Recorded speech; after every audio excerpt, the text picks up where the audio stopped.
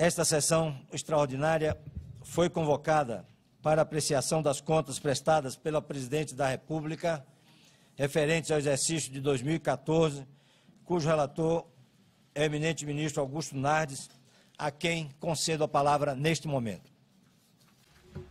Vou mostrar o primeiro slide que já mostra o norte do que nós queremos estabelecer para a nação. Gerar valor para a sociedade brasileira. Transparência e responsabilização democrática. Confiabilidade nas informações financeiras. Confiabilidade das informações de desempenho. Regularidade e transparência da gestão fiscal. Melhoria da governança e da gestão pública. E aí entrando num ponto que é muito importante, onde se caracteriza os principais problemas detectados no Balanço Geral da União, que são alertas, e esse decorrente de um trabalho feito pelo ministro Raimundo Carreiro. Alertamos, o governo fez avanços consideráveis, não estavam contabilizados 2,3 trilhões do Previdência Atuarial, e agora foi contabilizado 1,2 trilhões, e além disso também foram dadas notas explicativas de 940 bilhões. Próximo item, nós mostramos, claro, houve avanços, como já salientei, mas identificamos ainda incertezas, falta de confiabilidade e passivos ocultos, conforme está mostrando o gráfico, que podem resultar em uma avaliação incorreta do patrimônio líquido da União, e se as distorções forem corrigidas, o patrimônio pode ficar negativo e não positivo como é hoje. Isto é muito importante ser salientado. Este item são recursos fundamentais para o país. E agora mostramos um pouco do chamado passivo oculto, das chamadas pedaladas, que as distorções que mostramos aí, identificadas pelo TCI, totalizam 281 bilhões de distorções quantificadas em relação a empréstimos, financiamento concedidos, equivalência patrimonial, são itens importantes. O próximo, nós mostramos os passivos contingentes, o não evidenciação das despesas militares e outros itens, falta de confiabilidade do patrimônio.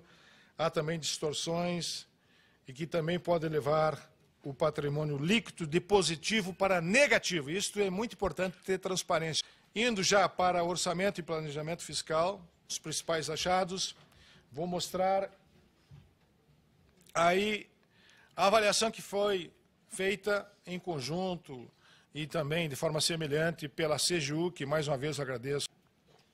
Os senhores estão vendo aí os números em relação a metas, em relação a indicadores, que foram rejeitados 42%, em relação aos indicadores, as metas 28%, e nos gráficos ao lado mostra também a parte vermelha da falta de confiança em relação a alguns indicadores que não são confiáveis apresentados. Ressalto a importância da CGU, que também encontrou de forma semelhante esses números e, portanto, é necessário que o governo mude e avance nessas questões. O projeto da LDO não apresentou propriamente o rol das prioridades e metas da administração pública em relação ao orçamento e gestão fiscal. Esse é um item extremamente relevante e, de certa forma, o projeto não apresentou isto e de certa forma, e é necessário salientar isso, que é recorrente, aconteceu em muitas oportunidades, que traz prejuízos à gestão orçamentária e avaliação dos órgãos de controle da sociedade. Próximo item, outra falha recorrente, são as estatais independentes que têm realizado despesa acima do previsto do orçamento de investimentos, sem considerar o Congresso, desprestigiando o Congresso. Aliás, ontem ainda tive uma conversa com o ministro Benjamin, que tem levantado esse problema de forma muito brilhante aqui no tribunal. E é necessário que tenhamos uma transparência melhor em relação às estatais para o país, porque isso reduz a situação de fiscalização do Tribunal de Contas da União e do Congresso Nacional. E o que aconteceu com a Petrobras, todos nós sabemos, não é necessário. Outro item importante em relação ao orçamento e gestão fiscal, em relação a um achado importante, diz respeito à Minha Casa e Minha Vida, pela forma como foi configurado o programa, as despesas vêm sendo executadas sem adequada autorização orçamentária. E vou explicar um pouquinho melhor essa situação. O FGTS paga as subvenções para depois receber do governo esses valores que teriam que ser orçados como operações de crédito, mas, na verdade, estão orçados como despesas correntes, criando uma irregularidade na hora da execução orçamentária. O fato se agrava a cada ano pelos constantes atrasos. E, ao final de 2014, tínhamos recursos do FGTS sendo utilizado pelo governo de 6 bilhões, sem data para voltar esse dinheiro que pertence aos trabalhadores. E essa semana também foi divulgado em relação ao BNDES, que finalmente liberou os dados para que nós possamos ter acesso de também 1 bilhão em relação ao FAT, mais de 1 bilhão em relação ao FAT, que também prejudica os trabalhadores. Próximo item, impacto legal no orçamento. Esta irregularidade está relacionada à anterior. Os valores referentes Minha Casa, Minha Vida, pagos também pelo FGTS, acabam sendo escritos indevidamente pelo governo em resto a pagar não processado. Isso gera impactos legais e orçamentários negativos, além de comprometer a boa governança. Próximo item, as chamadas pedaladas, irregularidades fiscais. Esse tema é extremamente impactante, já relatado de forma brilhante pelo ministro José Múcio, e que ficou caracterizado esta questão das pedaladas. E isto acontece de forma sistemática no país e que envolve um grande volume de recursos. Para que todos entendam, seria como termos um cheque especial do governo, só que esse cheque especial o governo não pode usar por impedimento legal. Por impedimento legal. A má utilização também dos bancos públicos, ou seja, o poder de comando dos bancos públicos pelos governos, tão comuns no passado, não pode se repetir no Brasil. É necessário dar um basta nisto. E, portanto, este item que foi levantado de forma já bastante contextualizada pelo ministro José Múcio, no acordo 825 de relatoria do ministro Múcio, que levantou esses adiantamentos junto aos agentes que configuram operação de crédito. O TCU entende, no caso do FGTS, que não foram cumpridas as condições estabelecidas no artigo 32 da Lei da Responsabilidade, no caso dos bancos públicos que utilizaram estes recursos. E eu diria que, depois de um esforço imenso do Congresso Nacional, a Lei da Responsabilidade Fiscal não pode ser jogada pela janela. É uma conquista do povo brasileiro, na transparência, de ter recursos para se gastar e não simplesmente não lançar isto, omitir, e isso causa a falta de confiança no país. E o que diz a lei? Faço questão de colocar. Artigo 36, veda que a União celebre operações de crédito com instituições financeiras estatais. Artigo 38, proíbe operações de crédito por antecipação de receitas no último ano do mandato presidencial. Próximo item mostra, além dos impactos legais e fiscais que mostrarei a seguir, preocupa a omissão de passivos, os valores antecipados pelos bancos públicos. É importante que o TCU acompanhe esta questão de perto. Dúvidas envolvendo a dívida pública podem comprometer a confiança dos investidores, tanto internamente como externos. É necessário que tenhamos um cuidado em relação a esta questão. O próximo item também em relação ao impacto fiscal. os senhores podem ver esse quadro em que o governo iniciou o ano com a expectativa de economia, superávit de 116 bilhões, que é o azul, que os senhores estão vendo aí. Ao longo do ano, o Congresso autorizou o abatimento no valor de 161 bilhões, que é o verde, que os senhores estão vendo, chegando-se a uma meta do déficit primário de 45 bilhões, que é o amarelo, que os senhores estão vendo. Entretanto, apesar dessa situação toda, com esses abatimentos, o déficit primário no valor de 22 bilhões acabou acontecendo. Isso mostra que esse vermelho, o déficit aconteceu, e sem os 7,1 bilhões referente a pedalados, o déficit subiria para 29 bilhões. Então, apesar de todos os arranjos, nós tivemos um déficit primário de 22, e somando as pedaladas, 29 bilhões. Portanto, como funciona o Tribunal de Contas Europeu? Aceita de forma tolerável 24%. Aliás, 10%. 10%. E nós chegamos a 24%. Este item é extremamente importante e impactante, que é necessário destacar. E agora vamos para o último item, que eu considero tão importante que boa parte da sociedade brasileira não tem conhecimento, que é a questão do contingenciamento. Essa questão do contingenciamento é um ato exigido de cada família, de cada organização, e importa um sacrifício presente para evitar o desastre futuro.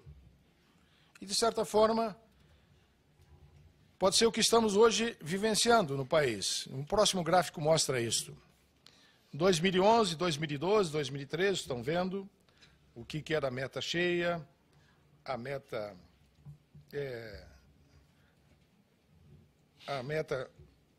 até agosto, realizada até agosto, é necessário ser dito. E aí mostra o item mais importante que eu considero dessas contas, porque não era ainda de conhecimento da sociedade. Nós tínhamos que ter feito, o país tinha que ter feito, um contingenciamento e acabou. E a presidência da República liberou 10,1 bilhões apenas com a expectativa de alteração da LDO, que não é prudente, conforme preconiza a Lei da Responsabilidade Fiscal. E aí, no próximo slide, eu mostro, dessa forma, a ausência do decreto de contingenciamento, ato privativo da Presidente da República, configura infração da Lei da Responsabilidade Fiscal e da LDO. Além da ilegalidade, colocou-se em risco o cumprimento da meta fiscal para o exercício, contrariando o pressuposto da transparência e do planejamento, que são basilares para a gestão fiscal responsável. São questões básicas. E aí a gente mostra a lei, os textos da Lei da Responsabilidade Fiscal, e que não é do TCU, isso é da lei, não é o TCU que está dizendo. Quem disse isso foram os nossos congressistas.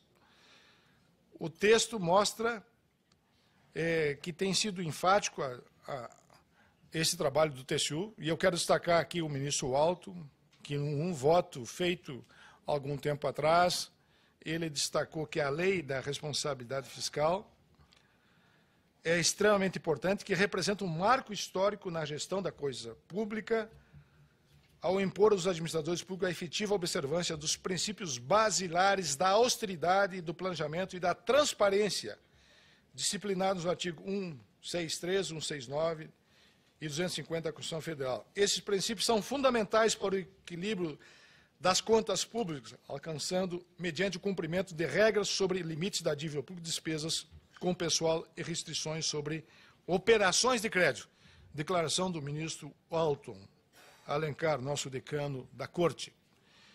Portanto, como eu já disse antes, no início da minha fala, temos que responsabilizar qualquer gestor. Temos que responsabilizar qualquer gestor, seja num nível menor ou num nível maior.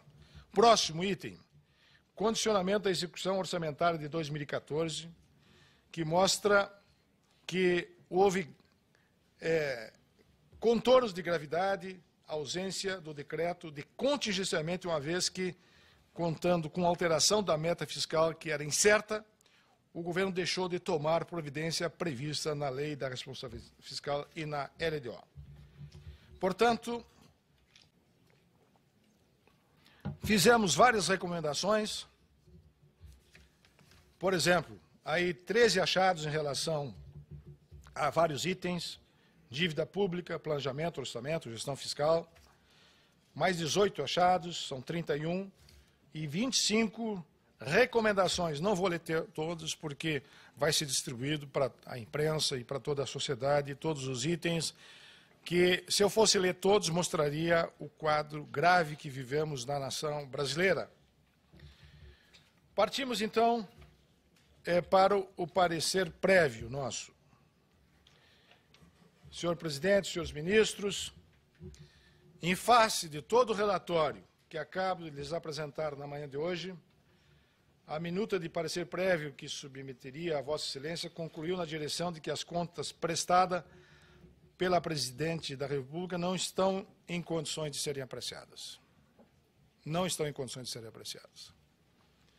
Por esse tribunal e para envio ao Congresso Nacional, em razão dos indícios de irregularidades detectados na execução dos orçamentos da União, os quais demonstram não foram fielmente observados os princípios constitucionais e legais que regem a administração pública federal, bem como as normas constitucionais, legais e regulamentares na execução dos orçamentos da União e nas demais operações realizadas com recursos públicos federais, em especial que estabelece a Lei Orçamentária Anual e a Lei de Responsabilidade Fiscal. Entretanto, consultando a jurisprudência do Supremo Tribunal Federal, verifiquei que aquela Corte adotou decisão em situação semelhante na oportunidade em que o Tribunal de Contas do Estado de Pernambuco intentou emitir parecer prévio pela não aprovação das contas prestadas pelo então governador Miguel Arraes, sem instauração do contraditório. Na oportunidade, em sede de decisão monocrática, afirmou o ministro Celso de Mello que a circunstância do Tribunal de Contas exercer atribuições desvestidas de caráter deliberativa não exonera essa essencial instituição de controle, mesmo tratando-se de apreciação simplesmente opinativa das contas anuais pelo governador do Estado, do dever de observar a cláusula constitucional que assegura o direito de defesa aos demais e as demais prerrogativas inerentes ao devido processo legal, aos que possam ainda, que em sede de procedimento administrativo, eventualmente expor os riscos de uma sanção jurídica. Nesses termos, em respeito ao entendimento do Egrégio Supremo Tribunal Federal, em homenagem ao princípio constitucional da ampla defesa e do contraditório, estou propondo ao Tribunal que, preliminarmente, a apreciação definitiva das contas seja acolhido o pronunciamento da senhora Presidente da República acerca dos indícios de irregularidades apontados no relatório relacionados em detalhe na minuta do acordo que submeto ao plenário, que passo a ler na sequência. Não farei a leitura de todo o acordo, vou no ponto mais importante, que é a seguinte: comunicar ao Congresso Nacional que as contas do governo referente ao exercício de 2014, prestado pela excelentíssima senhora Presidente da República, Dilma Rousseff, não estão, no momento, em condições de serem apreciadas por esse tribunal, em razão dos indícios de irregularidades mencionados no relatório, que demandam a abertura de prazo para apresentação de contrarrazões em nome do devido processo legal. Em respeito ao princípio constitucional da ampla defesa e do contraditório. Dar ciência dessa deliberação à excelentíssima senhora Presidenta Dilma, a fim de que, no caso, manifeste interesse e entenda necessário pronuncie-se no prazo de 30 dias acerca dos seguintes indícios de irregularidades. Aí segue os indícios, que eu já relatei boa parte, não todos, porque me demoraria muito se fosse relatar todos, e, portanto, esta é a minha proposta, senhor presidente.